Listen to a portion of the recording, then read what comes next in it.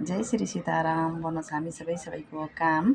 आज शनिबार, वैशाख महिनाको अन्तिम शनिबार। सबैजनाले बिहान पिपलमा जल चढाउने ओर्ने सबै कामहरू गर्नुभयो होला। वैशाख महिनैभरि चढाउने 108 पिपलमा जल चढाउने हाम्रो चलन चल्ती छ। तर त्यो चलन चल्ती असाध्यै शुभ, असाध्यै राम्रो पनि हो, गर्न जरुरी छ। अनि अर्को काम पनि गर्न के नभुल्नु नि हजुर, यो वर्ष चाहिँ मङ्गल भगवानले राज गर्ने, मङ्गल उच्च रहने भएको हुँदाखेरिमा हाम्रो जसको ग्रह मङ्गल उच्च छ नि, उसले चाहिँ शनिबार र मङ्गलबार रातो कपडा कम लगाऊँ। किनकि मङ्गल जुधे भने रिसको कारक बढी अनि अलि झैझगडा जिद्दी बनाउँछ नि त। मङ्गलले हरेक कुरामा सफल त बनाउँछ, तर जिद्दी झैझगडा अलिकति मुद्दा मामिलामा फसाउने, आक्रोश बढी आउने हुन्छ। त्यसै कारणले गर्दाखेरिमा रातो कपडा अलिकति कम लाउनु मङ्गलबार र शनिबार। पहेँलो लाउँदा हरियो, विशेष पहेँलै सेतो कपडा लाउँदा पनि हुन्छ, शुभ हुन्छ। कालो चाहिँ यो वर्ष सकेसम्म कसैले पनि नलगाउँदा राम्रो, अति उत्तम हुन्छ है हजुरहरू सबैले। अनि के गर्दा